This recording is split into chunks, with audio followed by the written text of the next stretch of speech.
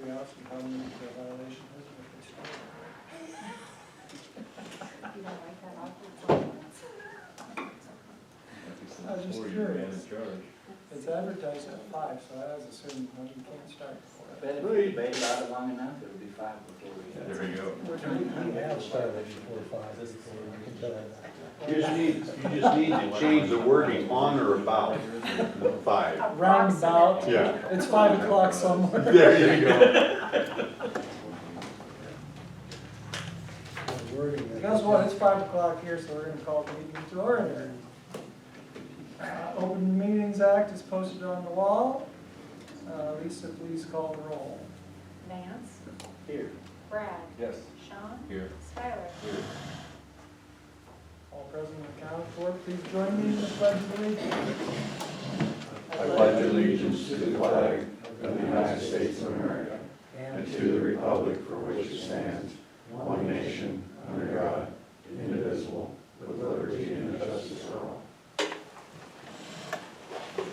Thank you. Consent agenda, first item, I guess second item on the agenda. Everything can be approved in one motion, or you can consider them separately. I'll make a motion to approve the consent agenda as written. Motion and second, any discussion? Call roll. Brad, Yes. Sean, Yes. Skylar, Aye. Vance. Motion carried unanimously. Move on to the mayor's report, which is going to be brief. I think the only thing I was going to mention, there's an opportunity to go to Minden next Wednesday. It would be kind of an all-day trip to look at their garbage truck operation. I think would involve a couple of the city employees, Lisa, and I think I'm going to try to go, but if any city council, up to a couple of city council members could also go if we had a big enough truck or car. So keep that in mind, think about it. It'd be leave early in the morning and probably get back mid-afternoon. So. Is there's one of those front dump one where we get to put a dumpster up in Jerry Allen's front yard? I don't know, that's why we're going to look. This truck is it's a Heil multi-pack is what it's called. So the city's considering, of course, we're still looking at the possibility of J&J, which we've been talking about, contracting out.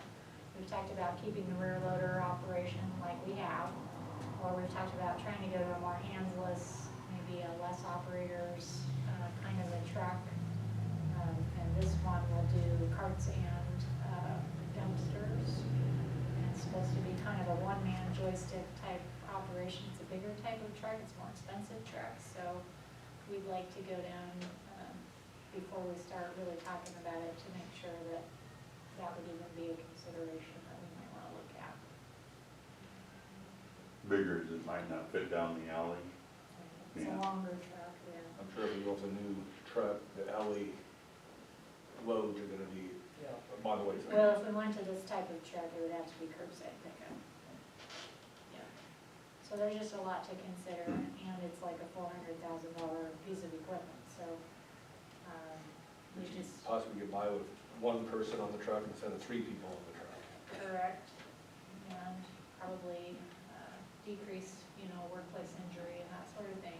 So there's a lot to be considered, but they don't have a demo of this truck that they can bring, but the city of Minden runs it, so they've agreed to kind of host us and let us accompany them on the route and operate it and see it in action and that sort of thing. But we'd have to leave pretty early, like Joel said, to get there to view the route. Just keep it in mind, we'll get back on that. Don't have any appointments, no public hearings this month, so we'll move on to old business. First item is to discuss and consider ordinance number 1548, which is an amending of ordinance 1542, vacant buildings one. This goes back a few months and we had a committee meeting and have a new proposal for your consideration. So initially, when it was brought to the council, we were kind of just looking at the fees, and then on further discussion, I think there was obvious consensus to look at just some of the language in general about the definitions and who qualifies and who doesn't. So because it is an ordinance and we're amending an ordinance, we have to pass a new ordinance, amending the old ordinance. But for you council members, there is basically under definitions, we removed item E, which is talking about who qualifies as a vacant property, and that would take out the language that says any other condition or circumstance reasonably indicating that the property is not lawfully occupied. So it really limits the qualifications back down to what otherwise we would consider more of a nuisance property. And on the fees, we're proposing to reduce that down to $250 rather than $500. And then under exemptions, we added some additional language that was already in the legislative bill. That included seasonal residences or temporary absences, but that would not be considered a vacant property. And that's about the extent of it. The subcommittee felt those minor adjustments would resolve some of the concerns that the council had prior discussed. So that's what ordinance 1548 is proposing, is taking those amendments into consideration and adopting it as a new ordinance. That was Brad and Vance on the council on this committee for that, right? Yeah, I wasn't able to make it as in Kearney, so I wasn't able to make that committee meeting. I apologize for that. Are you satisfied with what? Yeah, I talked to Vance a little bit about it, and I think the concerns that I had was more as long as somebody, if they're not living in the house and they're keeping the property up, that we should be able to find them or, so. I would say it seems to kind of give protections to people that are using it as like a guest house and things like Yeah, that. and as long as you're, to me, as long as you're keeping the property maintained, mowed, stuff like that, I don't have a problem. We should be able to tell them what they do with their property if they're keeping it up. So I'm fine with this. Vance? Yeah, kind of working on that. I think the small changes should hopefully help, and adding in that extra exemption, rewording some stuff, and also I think after we talk, it sounds like the office has been treating it well. If they've got a plan and they're making an effort, that we're not, this isn't in place to try and find people to generate funds, but we want to see that an effort or a plan is being made. So it seems to have been fairly effective, like just in the few months it's been going on. And a lot of those houses out for sale, looks like at least a few of them have. Yeah, I would say that some of those properties have certainly, there's been some efforts made definitely that hadn't before, so that's helpful. We appreciate everybody working on it. I think the change in the amount of the fines is a lot more reasonable now too. One, yeah, part of that was state statute 52, residential capped at 250. But we're still doing the double though, right? Every 6 months, still doubles? Up to 10 times is what Up to 10 times. the legislative bill allows. The max could be 25. Every 6 months. 2,500, I think, over the course of the registration. Oh, okay.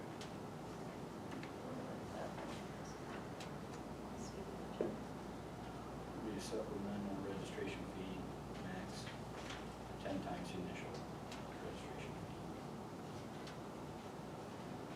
So it's cumulative. Well, no, I think it's not more than double the previous amount, the max of 10 times.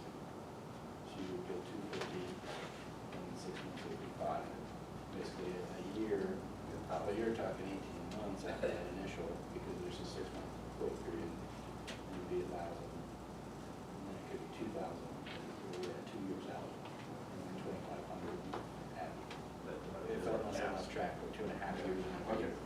So it could get gets a while expensive, yeah. before you get to that point, and the way it's been, to me, the way it's written and the way it's been practiced through the office, you've got to just say, forget you guys, I don't have a plan, nothing, it's going, Yeah, that'd be basically, great. it's deteriorating and I don't care,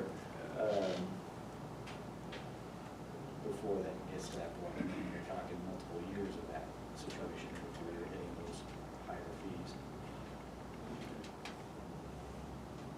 Yes, I would move that we, do I have to wait for 3 readings or whatever that is?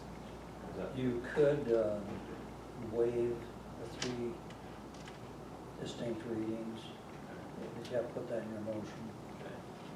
I move that we adopt ordinance number 1548, waiving the 3 distinct readings. Second. Got a motion and a second. Any other discussion? Read ahead. Skylar, Chris, Wilson, something like that.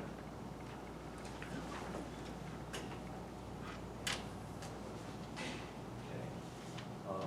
That was ordinance number 1548, an ordinance of the city of Ainsworth, Nebraska related to vacant buildings, adding section 3-416 to 3-426 to the code, providing due process, repealing all other ordinance and parts of ordinances in conflict with this ordinance, approving publication in pamphlet form, and declaring an effective date. Still second. Now, any other discussion? Ready to, call the roll. Sean, Aye. Skylar, Aye. Vance, Brad, Yes. Motion carried unanimously. That takes care of all business. We'll move on to the regular agenda. First item is to discuss and review the Sandhills Care Center budget. I think we have some representatives here. For everybody that don't know, I'm Tom Jones.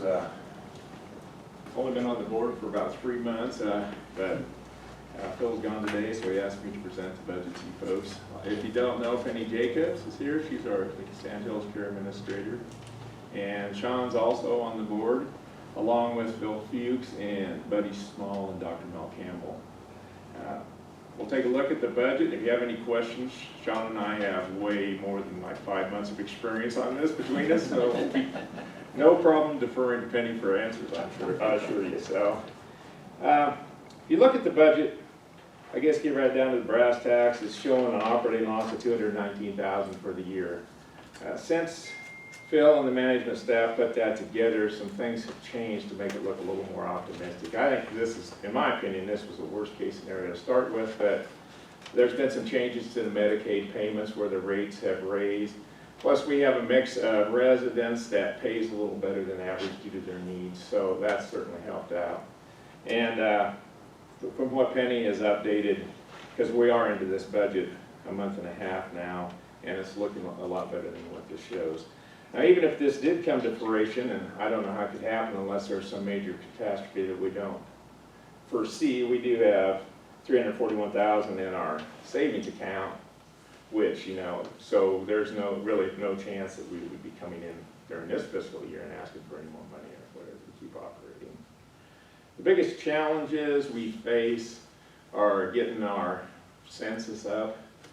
With COVID, you know, people were reluctant. You know, they had to put their loved ones in a place where they couldn't go see them, or where if COVID did break out, it could be a real disaster. So we're really thinking with COVID going away, you know, here maybe we get a chance to get our resident count up, because the way Phil figured it, we'd need like 24 residents a year round to break even. We have 18 right now. But now here comes COVID again, so I don't know what that means. The good thing about COVID, it did bring a little extra income, you know, and so, like I say, our biggest challenges out there are getting the residents count up and then staffing. And staffing's a problem everywhere, but we really need to get our resident count up so we can be a little better, a little more competitive as far as salaries and benefits. And that would certainly help us a lot if we could get that worked in there. There's no major repairs figured in this budget, it's just maintenance this time. Once again, we need to get our count up so that we can start working towards that. Let's see, I don't know what else I was gonna mention, but I think Phil mentioned at the commission meeting that last year's budget looked pretty much like this, and our staff and management did an excellent job and made it through without borrowing taking anything out of savings, so they did an excellent job for us, and we're hoping we can make that through again this year, so. Is there any questions? Kind of to your last point there, where similar projections last year ended up all right. How much of that was from like the COVID-related programs? I don't know. I wasn't here when that Yeah. money was coming in. And I haven't seen a budget from last year, just being just on the board, so I don't know. And then on your census, if you've got 18 now, Right. what did last year, what did it range from? Is that Have you like- had up to that 24 before, or is that? My understanding is at one point, yes, they had 24. When that was, I don't know. I think last year was maybe like 22, between the 18 and 22 range. It's been 18 to 21 since I've been on the board. Staffing wise, is there ever a point of census where you, within your likely possibilities, where you either can drop down number of staffing or have to increase staffing? I guess, is that going to affect your Right now, profitability yeah. levels? Right now, we really can't go any lower in staffing, just because of the setup and what we need to have. We get more residents in, then yes, it would be a possibility that we would have to increase staffing just to meet residents' needs. But getting to that 24 wouldn't trigger that or anything? Probably not at this point in time. Is there a certain amount of staff that you guys are required to have? No, there is no actual regulation.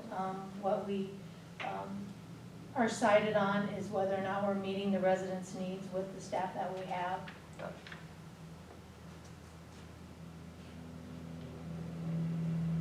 Did we have another payment available for care center? So I think this was the 5th year, but as Tom pointed out, they did not draw this year. So even though 5 years has surpassed, they haven't. We did have a year where we drew twice. But And if I remember what Phil told the county commissioners, 2 years we didn't draw and 1 year we drew twice. Yeah, so I think it's a break even at this point. So I don't, yeah. The 5 years has expired and the 5 years worth of payments has been expended, just not necessarily in that order.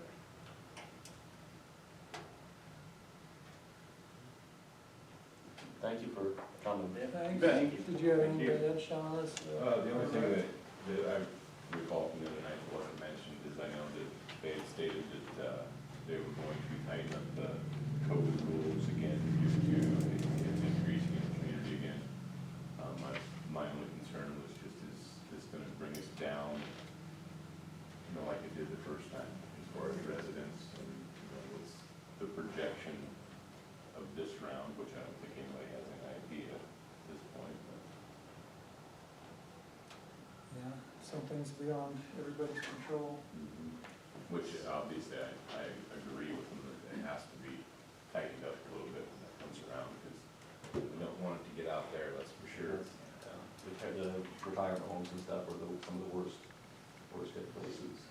So that would lead to my next question, Tom, I know in what you presented, you're not asking for the city or the county to contribute to your budget, but is that something you're asking the city and the county to budget as a safety net?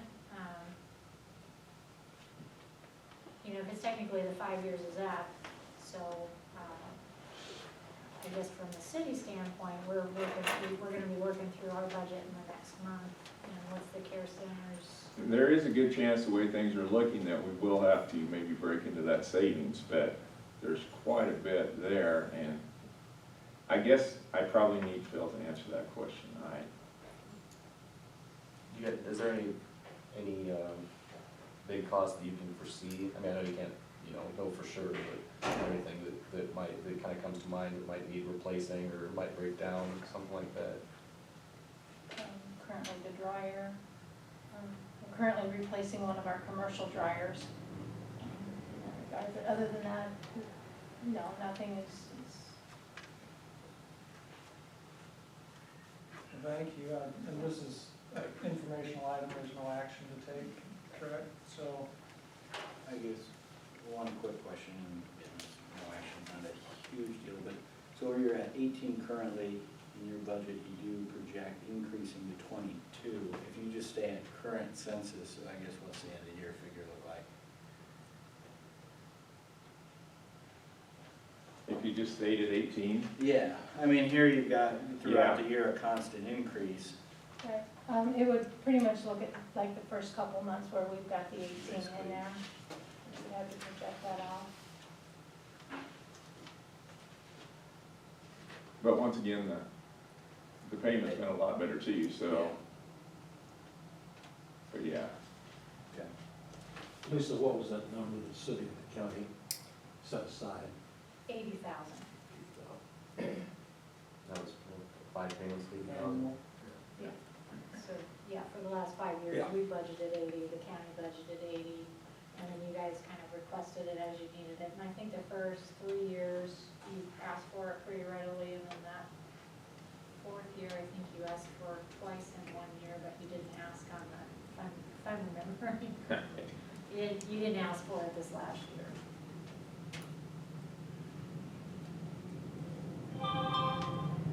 As a member of the public, I think the Care Center Board has done a great job. I really do. Because they've been up against some really difficult decisions, and budgeting and buying some new equipment. It's definitely hard to budget in a facility like that to where, because you don't know, you know, who your next client's gonna be and how long they're gonna stay, and it is, especially this last year. it's definitely a tough, Moving target. tough business to try to maintain and to run. So I do applaud all you board members and the staff there that have been able to keep this going for this many years, plus this last year through COVID, so. Yeah, thanks, Tom. Good, thank you. I have a question. This Okay. may sound off the wall, but, you know, with nurses and different things, there's always, you know, they throw out these sign-on bonuses. Can that be done for residents? No, seriously, you got $341,000. So you say, all right, our care center will give you the first month residency free. You know, and if you sign, and granted, you're working with people that are going into a nursing home, so their longevity of life is questionable to begin with. But if they agree to, say like a 1-year stay, you give them the first month free. You know, with Medicare and all that, who knows if that would even be a consideration. But if people are concerned about going in because of COVID and shut down visiting, that type of thing, you know, if you're talking $6,000 a month,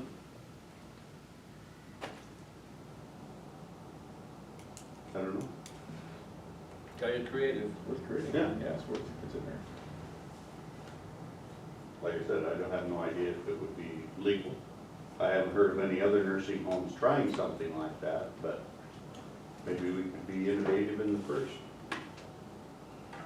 Then you'd have a bidding war out there.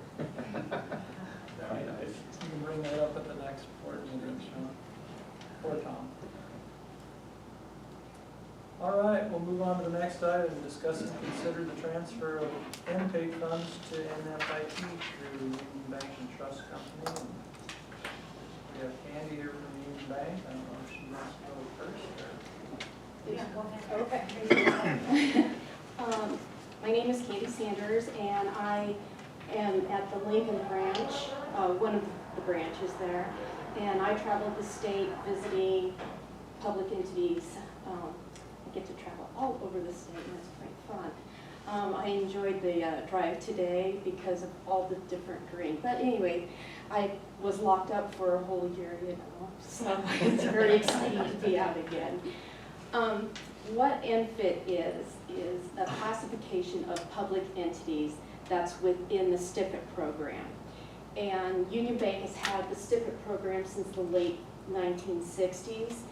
It is a trust account that has federal agencies, U.S. Treasury, student loans, not right at the moment, other repurchase agreements, those were government-backed. We could do CDs with other Nebraska-based banks that would have to give us collateral for investing in those CDs. So pretty much anything that the state of Nebraska can invest in, we can, with the exception, we do not invest in corporate paper. The state can. We feel it's too risky for the trust account, so we don't invest in those types of things. For public agencies, there's no minimum balance, so you can put $100 in, or you can put $100 million in. And if you did that, I would really love it. But, so there's no limitation. You can take the funds out by noon, I think it's noon, 11 or noon, and the funds can be transferred to your local bank account that same day. Let's see, what else? All sorts of things. With the relationship with Union Bank, the funds, if you invested in the STIFIT program, the funds stay in the county, in Ainsworth. So you're definitely investing local then. I'm gonna just open it up to see what kind of questions you have.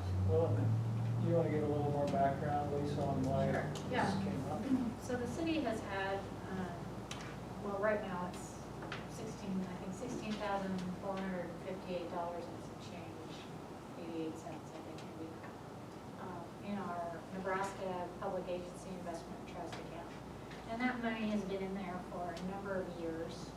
Union Bank, Candy, who was part of that, had managed those funds for a long time. I don't know how long. He said 1960s. Well, the STIFIT's been around since the 60s.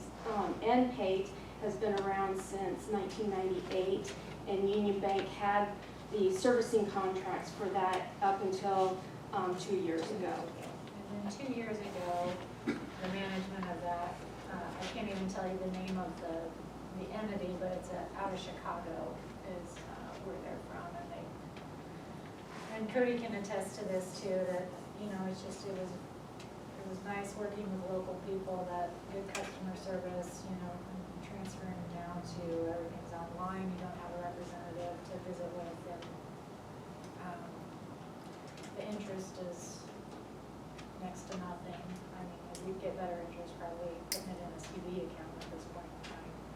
So it just seemed like a good idea. We've been visited by Union Bank about a year and a half ago with this opportunity to transfer things kind of back into the management of Union Bank through a very similar trust account program. And so that's what we're proposing here, is to kind of put it back locally with good customer service and have some better ability to manage those funds. Bottom line is you haven't been that happy with it. No, not really, no, we're not that, nothing horrible to say, but nothing real good to say either, so. If you can't say something nice, don't say anything. What type of interest rate does this offer? Currently, since the rates are low and they're government-backed securities, the daily rate is 6 basis points.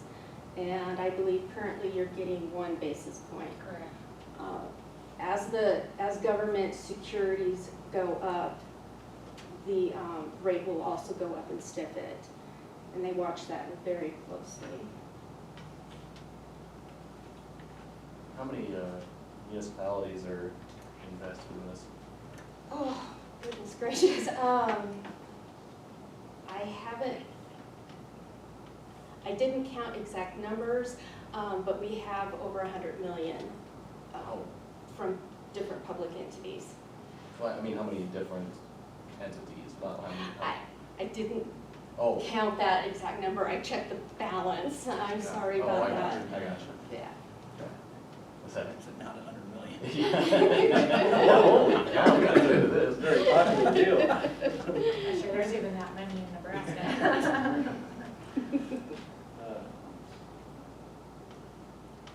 I like questions, so. What does NPAIT stand for? Nebraska Public Agency Investment Trust.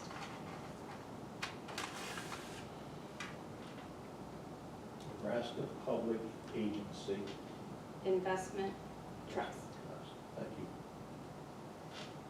So really the advantage to transferring is to put the funds more locally, managed locally with some added customer service value and a potential for a slight increase in rate.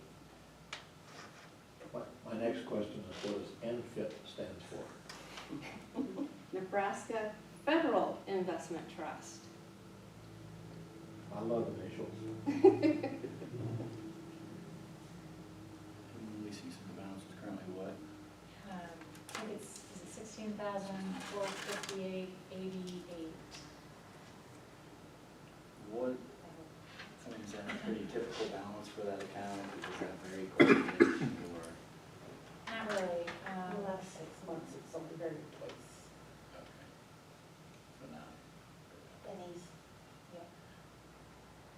And the one thing about opening a STIFT account, if, say you got some additional funds for another project, you could open a sub-account and the money is kept separate from the others and you still are protected by government-backed securities. So it's an added investment. That NPAIT, was that a, like a government-run trust, or how was that? Like, this would be a private, putting it private, right? Versus, It's essentially the same concept, it's just, NPAIT's governed by a board of trustees from different public entities within the state. okay. I believe there's 13 of them, and they hire service providers to do the day-to-day operations. And currently, that is out of Chicago. The marketing person is in Nebraska, but all the other services, council, custodian, is all out of state. But the NFIT, that one's just run by Union Bank. Union Bank, yeah. And it falls under FDIC exams, so it's looked at every year. And it's also looked at every year by internal audit. I can probably ask Cody or Lisa, where do these slush funds come from? What generates it? That particular bundle of funds, that was prior to me and Lisa, and we haven't gotten to the bottom of that one yet. Okay. so yeah, when I came on 6 years ago, that money was in that NPAIT account. We know it was likely earmarked for some purpose. Mayor's retirement. Yeah, it's honestly because the city's been fortunate enough to not have to rely on any of our CD accounts or this investment trust account. We haven't necessarily had to worry a lot about that, other than the fact that we eye, interest and how well the fund's doing and things for general oversight of the funds for the city, but I'm not sure exactly when that money went in there. I wasn't either. Being on the OD side instead of the CD side, 6 basis points doesn't mean anything to me. Does it make more than CDs, interest-wise? CDs are probably going to give you a higher interest rate, but you're locked in there. This particular account, you could take funds out tomorrow morning. It's more Be like a similar to money- the like a interest money bank. market. You're not penalized if you take the No. funds out. No, So Interest-bearing on our check. sewer project, let's say you had 200,000 that you weren't going to pay for a month and a half or whatever till the next meeting. You could have put that in there, drawn a little bit of interest, Potential. and still gotten it out without a penalty. Right. Okay. And that was another one of the things that we, kind of why the customer service element is nice through Union Bank. Through NPay, we're kind of left to our own devices, trying to do that all automated online, you can't really talk to anybody. Union Bank, we've got people like Candy, you can call up and then, you know, it's very easy to do those things, and you're not feeling pressure, like you're maybe not handling it like you should be, which is, it's just a nice value, I think, to the city. So something I noticed about this, this trust, it says that it's, has a mix of student loan asset-backed securities, student loan participations. There's a eviction moratorium that has been extended for another couple months, I think. When that runs out, I guess my concern is what would happen if, say it runs out and people start defaulting on student loans and things like that? Those, well, currently I can tell you there's none in there, but if there were, though bad student loans are sold off to investors who would want to take a higher risk. And so then we would replace those with probably treasuries or something like that. So there's never bad loans in the trust. Yeah, okay. And who makes that decision as to what's a good loan or a bad loan? Anybody in default is automatically sold off Okay. to another party. Okay. You say there's currently no student loan? Currently, we do not have, for the public entities, any student loans in there. Okay. It's, you know, things can change. Sometimes they have higher rates, and so we all are always monitoring to see what can give the customer the best rate.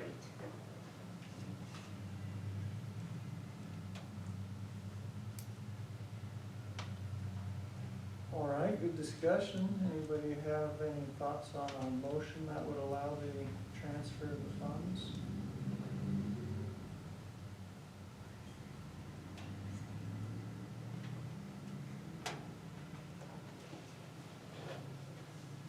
Yes. I guess I'd move that we transfer the funds that are currently in the NPAIT funds to the NFIT fund through Union Bank and Trust Company. Second. Have a motion and a second. Any other discussion? Go ahead, Paul. I guess just one quick question. Is this something you could see is utilizing more if it is flexible where we can go in and out versus some other, just lower grand counts? I think potentially, and that was one of the things that we liked about the NFIT, is the flexibility and the no penalty. So if you know you've got big projects coming up, and like you said, you could, if a CD matures, you could take it out, you could put it over there, still gain interest, but have flexibility without penalty. So I think it could be a good tool that we could use better in the future. Any other? Go ahead and call the roll. Skylar? No. Vance? Aye. Brad? Yes. Sean? Aye. Motion carried 3-1. Next item on the agenda is to discuss and consider a special designated liquor license for Niobrara Valley Vineyards LLC for a tasting event to be held on September 9th, 2021 from 5 to 8 at Rangeland Retail.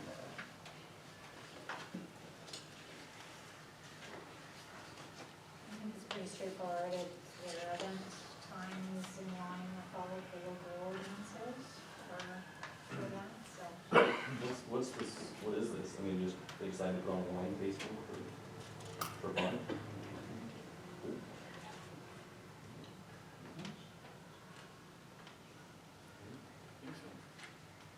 I'll make a motion to allow Niobrara Valley Vineyard LLC for a designated liquor license on September 9th, 2021 from 5 p.m. to 8 p.m. at Rangeland Retail. Second. Moved and seconded. Any other discussion? Go ahead and call the roll. Vance, Aye. Brad, Yes. Sean, Aye. Skylar. Aye. Motion carried unanimously. Next item is to discuss and consider the agreement with local union number 1597, International Brotherhood of Electrical Workers, AFL-CIO. And I guess I'll let Lisa kind of summarize our recent meeting. So our past contract was a 3-year contract. I think ever since I've been here, it's been a 3-year contract. So this would be amending the dates to extend it for another 3 years, essentially. The proposal by the union rep and stewards, really there was only one, and that was, section 22, maybe, 21. Sorry.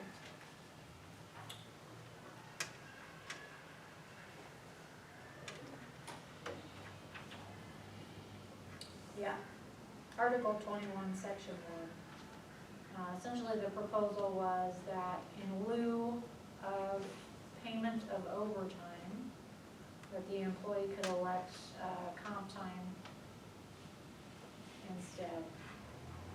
1.5 hours of comp time for every 1 hour of overtime worked. And they could accrue that up to potentially 80 hours of time. And of course, that time would be paid at a straight time rate if they elected to. Brad, Joel, and I were representatives for the city. We found that to be reasonable. I think that's a fairly normal Ongoing thing amongst request in a lot of different businesses, and we feel like we could administrate that. In counter, the city did offer up some changes in language to Article 22, Section 2, which has to do with licenses and fees. Currently, the city, of course, pays for all of the licenses, cost for licenses, testing, travel to obtain those licenses, except for a driver's license, we do not pay for that. But we've added some language in there in terms of number of attempts. So if someone goes to school and tests and doesn't pass, how many times the city would pay for those attempts, and then, upon several tries that it would be prorated and, kind of get to the point where then it's on the employee then to pay for those costs after a certain number of attempts. So there's language in there to address those items. And the only other consideration, of course, is wage rates. I think in the prior contract, we did 2% cost of living plus a 1% merit for each of the 3 years. In this contract, it's being proposed that we do a 3% cost of living, 1% merit this first year, beginning October 1 through September 30. And then the last 2 years, it would be a 2% cost of living plus 1% merit for a total opportunity of 3. And those are the changes being proposed. The higher rate for this year was just based on inflation's a little higher this year. The training item, certainly wasn't, our position wasn't we were trying to penalize an employee, but hopefully give them more incentive if they didn't pass the first 2 or 3 times, that maybe they find a little more effort to get that passed. And the city would still pay when they did pass, we would pay the full cost of that training, so. No matter how many attempts, but if whatever attempt we passed, the city would reimburse that expense. I did like the idea that we stuck with the 1% merit.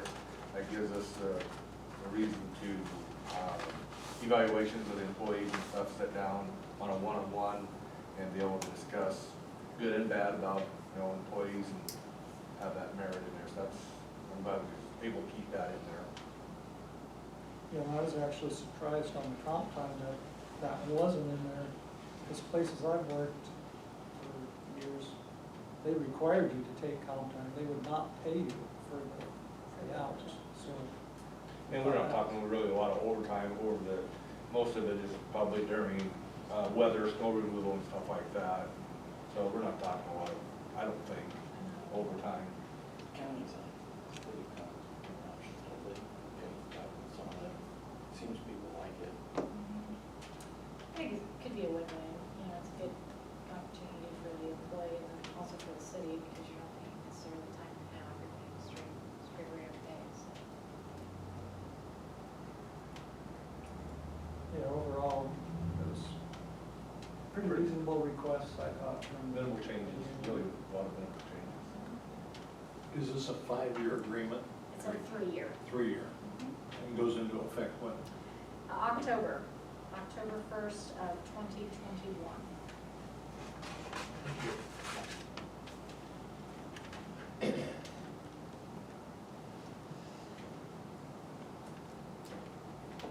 We need, We would need a motion to adopt, have to present the so resolution. we'd like to consider that motion to adopt that.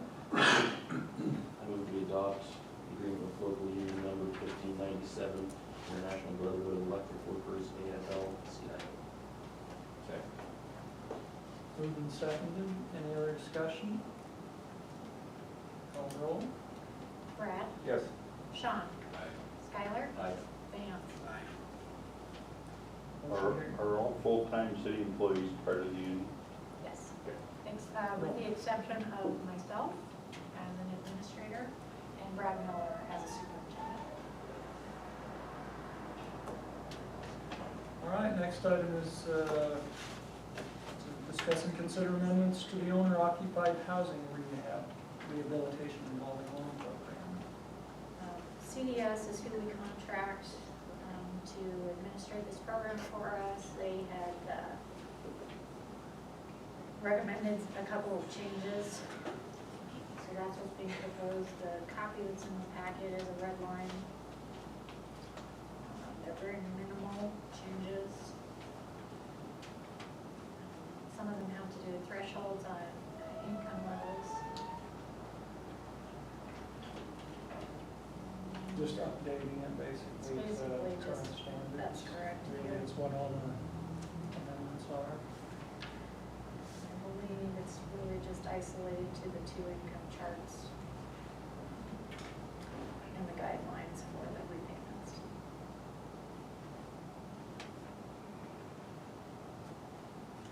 And these changes have been approved by DED, so they would be in compliance with the state guidelines.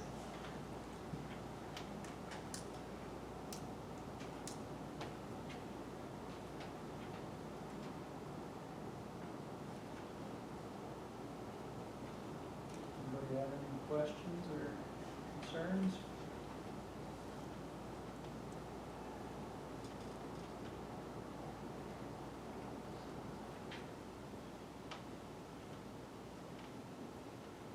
Who gets to make the motion? I'll make a motion to approve the amendments to the owner-occupied housing rehabilitation revolving loan program. Second. Motion and a second, any other discussion? But there wasn't any discussion to start with, so I'm guessing. Please call the roll. Skylar. Aye. Vance. Brad. Yes. Motion carried unanimously. Next item is to discuss and consider the recommendation from the Ainsworth Betterment Committee for $4,000 to the American Legion Post number 79. Hopefully you all got a chance to look at that plan in your packet. Any comments or thoughts? All pretty straightforward.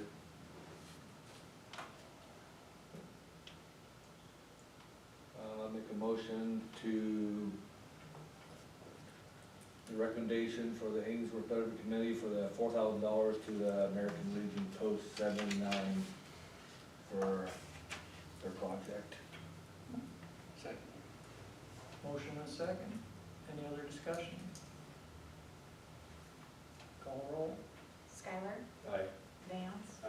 Brad. Yes. Sean. Aye. Motion carried unanimously.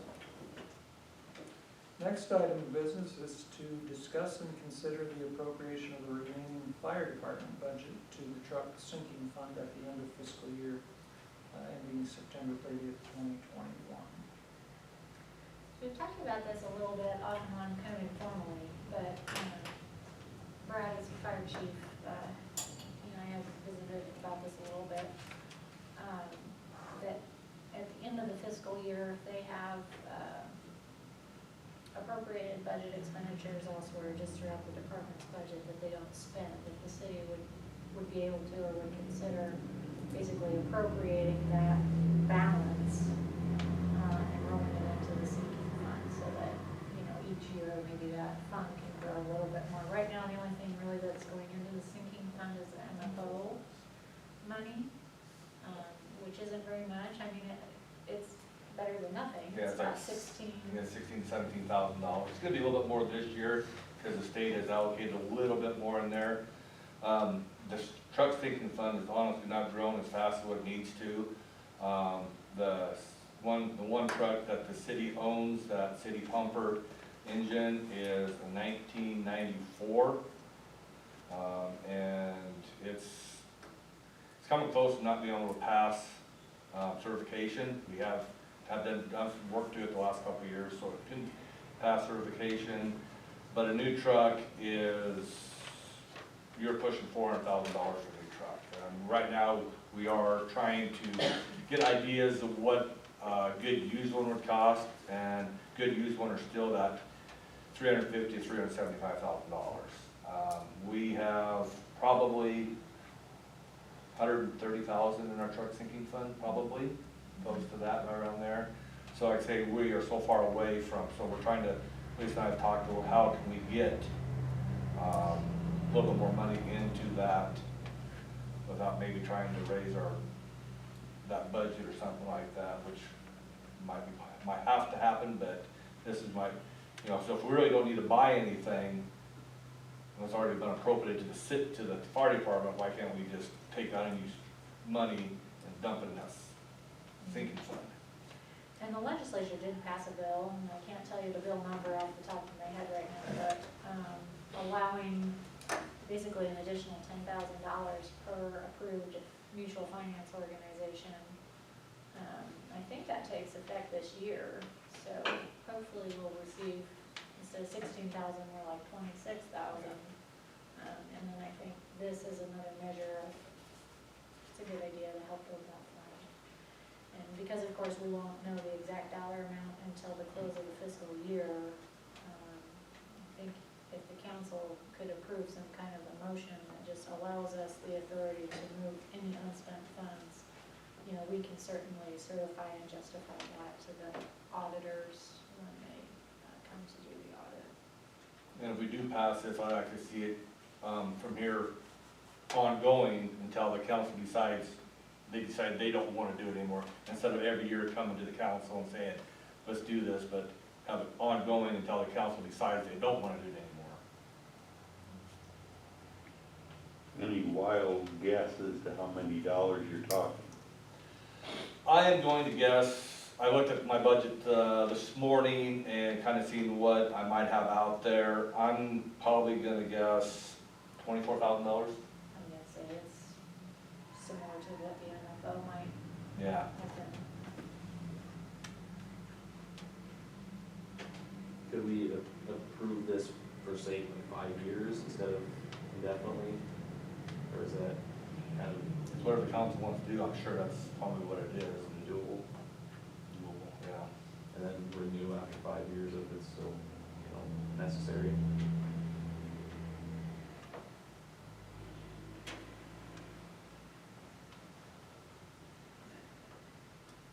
Yeah, that's up to you guys, just however you wanna word that. Can we do that? I'm sure you could. We just have to keep track of that and how many years on that cycle we're on. Somebody's gotta be here 5 years from now that remembers. Well, to me, that's why it'd be easier just to do it from here, and then council would decide, well, we don't want to do that anymore, just shut it off. I'd almost rather do it every year instead of doing it indefinitely, because if you do it indefinitely, then probably the same things that happen, everybody's gonna forget that it was even, an issue. But Yeah, it works for me, but having to come to the council every year and say, can we do this? One more reason to stay on the council. Yeah, right, they say like Thank you.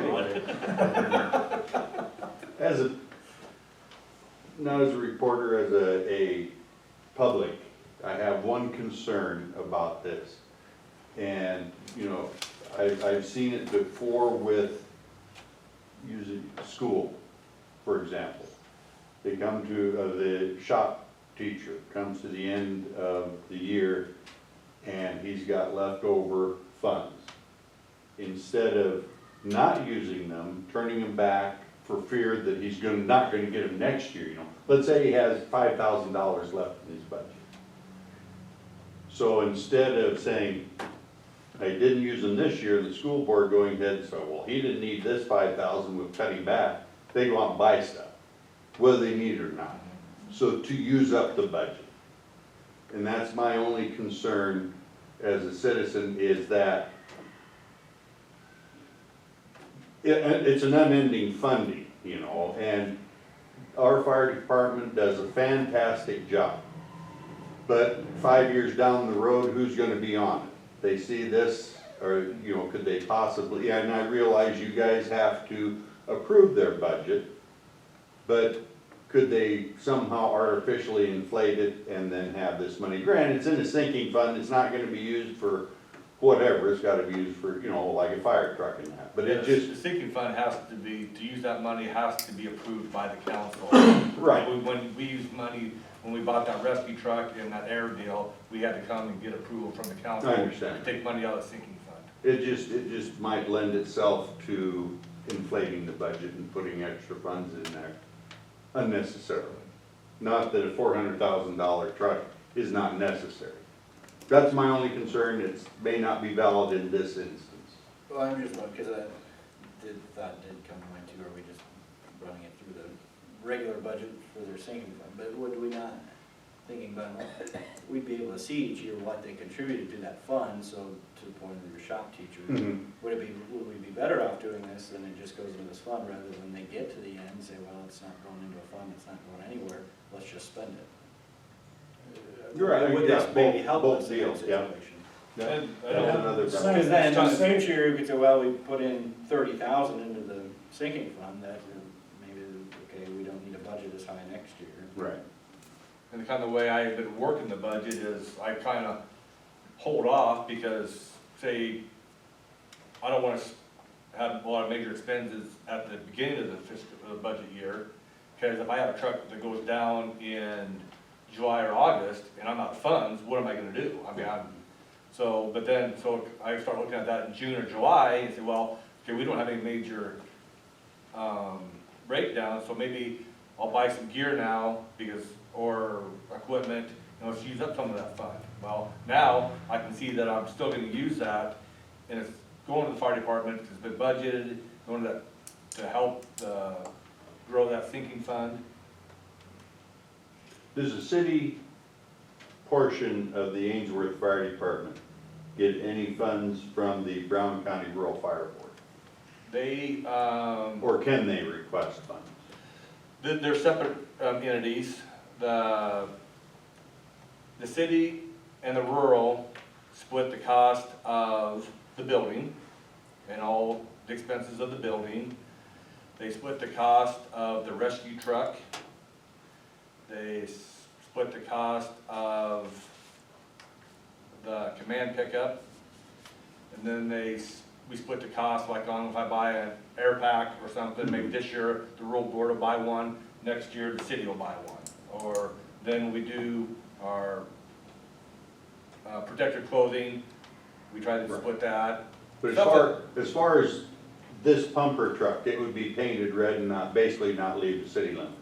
Yes, but we do have a mutual aid agreement with the rural, which allows that to leave the city limits. Okay. Which in turn, all the rural trucks get to be used inside the city limits. Right. Okay. But more or less to answer your question, the city and the rural do not share funds back and forth to buy stuff. Would they be able to put funds into this pumper truck due to the mutual aid? No.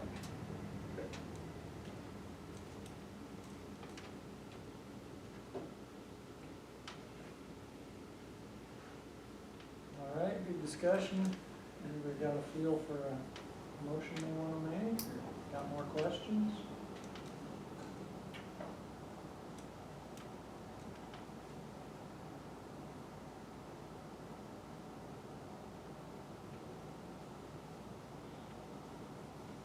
I'm pretty much indifferent, I guess, on whether to do it just, yearly or indefinitely, I guess, so up to you guys.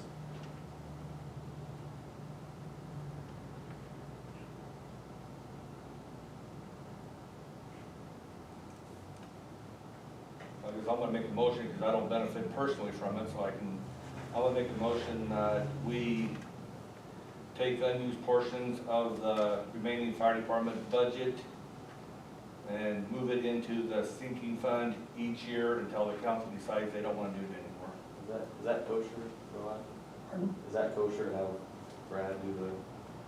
I don't know why it wouldn't be, because they're binding future council, but we bind future council all the time, so I don't know. And I don't financially benefit from anything on the fire department.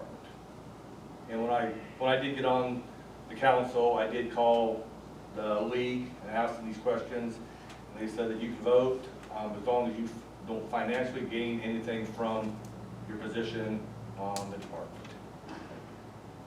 So I did have concerns about that myself, and I did call and ask legal questions on the league.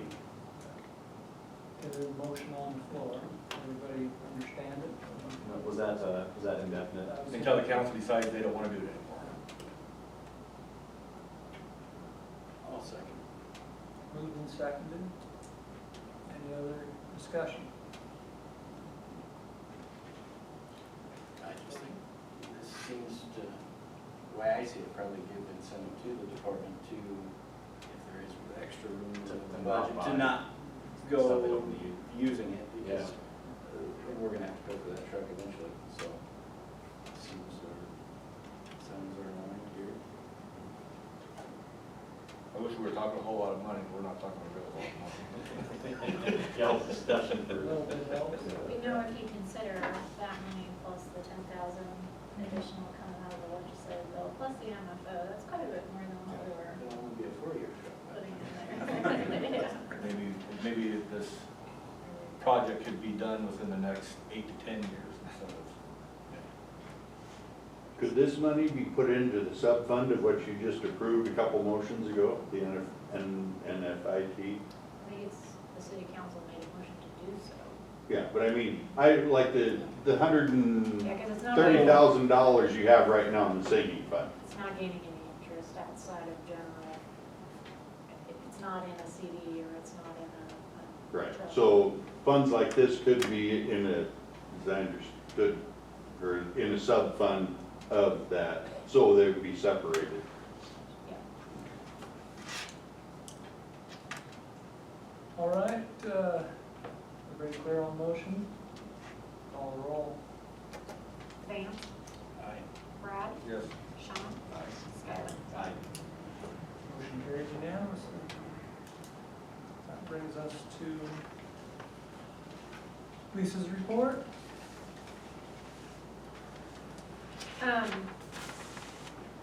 This, just real quick, last night we did the solar, community-wide solar program sign up, and PPD was here. We had a pretty good turnout, I thought, quite a few people. And we ended up, I think at the very end of the night, with approximately 50 shares left over. But subsequently this morning, we've had a couple of phone calls from residents saying that they had forgotten to attend and that sort of thing. So I know I passed their information on to NPPD to follow up with them. So I don't think they'll sit for very long. So if anyone is still interested, there were, as of last night, a little bit of availability left. And so you can call the office and I can hook you up with Brittany and NPPD. Or I think there is on the Facebook post, I think there was a link to electronically submit an application. I just Googled NPPD Sunwise, and there were 6 people before me, so I registered the Star Journal, so I'm supposedly So you are on the somewhere wait list. 7th in line on the wait list. So they are sold out then now. I don't know. Well, that said there were 50 shares, approximately 50 shares left, and the wait list is 7 with me. Gotcha, okay. 10 was the max on 10 was the max, yeah. it. Did everybody take the 10? They said 6 was about average for every household. I was gonna say, what little bit that I kinda saw, there was anywhere from 6 to 10. Some people could have qualified for more than 10. I heard one today that qualified as business and his mother's house. And then I think he has 7 or something. Yeah, I did sign up myself, and the most I could qualify for was 6, so I couldn't get 10, the best I could do was 6. My usage. Yeah, the max was 10, Yeah. is what this If council your said. usage got to that point. It's basically Yeah. two caps. Yeah. Caps based off usage, percentage of your monthly usage, they figure up, and then an ultimate cap of 10. So, So You know, that's, with all those heating pads that you used in the blender for the food, you might have been. Hey. The reason I didn't buy in was I can't get my $50 back for 3 years. At my age. You don't even buy green bananas. so that was, I mean, that was positive. I'm glad that people that wanted it were able to come and get signed up. Vacant building, we kind of talked about that. The committee met, of course, you guys approved that tonight. The subcommittee on the cable broadband has also met since the last council meeting, and talked about some potential language mock-up, and so that's kind of been circulating around the subcommittee, and kind of when we can get honed down on that, then that'll get presented back to Three River before it comes back to this body to approve. can we, as a subcommittee, maybe set a goal to meet maybe this month, or Yeah. I think we're probably getting to the point we could be, hopefully. Present something that, yeah, absolutely. We can do that before you guys go home tonight, or we can follow up through email.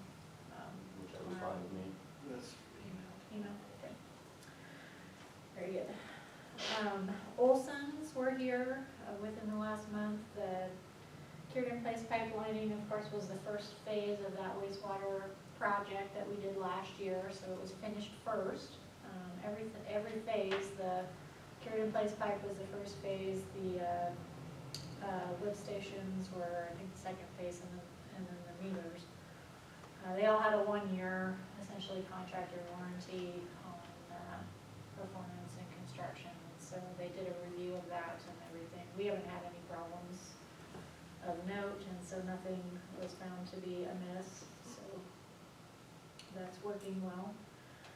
I attended the NCDC meeting. They had several, well, I don't know how long ago it was. It's been a couple of months. They had gotten approved through ABC and through the city council to receive $60,000 from the Betterment Committee for demolition projects. They are starting to get some of those coordinated. I think they have maybe a handful that they're talking about approving and kind of getting that going. Several of those properties are on the nuisance list for the city. Joel and I had met with Northeast Community College representatives a couple weeks ago, kind of talking about ways that they can help the city, and training needs and that kind of thing. So we did have a little bit of a discussion about some things that we thought maybe they could look into to see if they could help us with. Of course, we met with the union reps and we approved that tonight. The gym floor, we haven't really completely talked about that in the open meeting, but everybody's aware enough through the newspaper and other conversations. But the gym floor had some water damage to it, to the subfloor that caused heaving. So we had filed a claim with Alarm, our insurance company, and kind of been waiting to hear from them. But they had denied the claim based off of reasoning of mechanical failure as an exemption, because the fire suppression pump was a leak is why that happened. They're saying that that's exempt from coverage. And they put some wording in the letter that basically had to do with the city's lack of maintenance or something to that regard. And so I requested an appeal of that decision because technically speaking, they didn't request any maintenance records from the city. If they had, they would have seen, as Cody can attest, as I was putting that together this week, there was lots and lots and lots of records to be produced that would show the inspections and the maintenance that's been performed on the system. So I'm hopeful that maybe they'll consider that now and maybe change their decision, I don't know. But at any rate, the current price tag on that repair is basically at $20,000. We do have it's the entity that's repairing the floor at the school, Great Plains Sports Flooring out of Elkhorn is who's working on it. Hopefully that can continue to move forward. We've been assured a 10-day timeline, so we'll see if that happens. But we are in communication with the school so that we can try to collaborate and work together to make sure that there is somewhere for the kids to be during this process. We're just working on the budget mostly. That's a lot of the focus is, getting estimates and numbers and looking at things that we might want to do and how we can work that in. So we'll continue to do that. I'd like to have scheduled budget workshops for the week of the 23rd potentially. The way we've done that in the past is we have one workshop with 2 council members and then another workshop with 2 council members, and then we kind of circulate drafts back and forth until we can get a good final draft to put forward for the budget hearing. So keep that in mind. I'll probably be emailing that out tomorrow as well for everybody's availability. We'll get the certified valuation from the county on the 20th, so we should have all of that information to be able to review the levy and that kind of thing at those meetings. So, and then the other thing I just wanted to, put it out there as a heads up. The city's undertaking a cross-connection survey effort. And basically, that's a requirement of NVEE for the city's water permit. Every 5 years, we have to do a cross-connection survey to try to identify any potential contaminants to the water supply. We have to have 100% return rate. So we have just under 900 utility customers, and we have to hear from every single one of them. So if we don't hear from you, you'll be hearing from us. That's how that works. We did put it out. There is a link on the city's website. We will be advertising that more heavily here in the next week through probably the paper, the radio, Facebook. I'll probably maybe try to do a press release just to educate everybody on what it is and why we need to do it and how it's helpful to everybody. And at the end of the day, the goal is just to make sure that we have the safest water that we can offer to the residents, and we don't have any back siphonage of any contaminants coming into the water mains is what we're trying to ensure. So They have to spot in here for you, door to door. So we did submit it electronically, or we will be advertising that electronically first to try to minimize cost to the city for printing. So whatever we don't get back electronically will probably be like a door hanger or something, and then we'll be going door to door to track down everybody. So that will be coming here within probably the next week. When do we get the census reports? I'm not 100% sure. I know there are some people from the Census Bureau in town doing some work because they stopped into the city office. I'm not 100% familiar with their process to know when they're done with that. But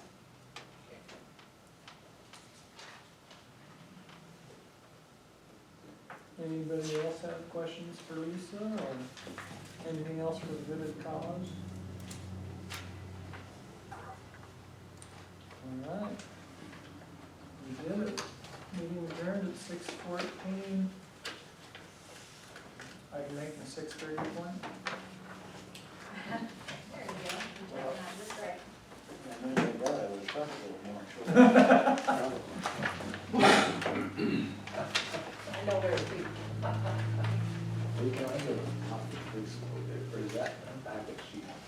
Email or- or- I sent it to the ABRB at SSCG. Do you get that? Yeah, I finally got it. It's an unfamiliar computer for me. Yeah, I Do you can, want me to resend it to you? no, I still got, I stayed. Have you figured out where to change the ribbon in the computer yet? Hey,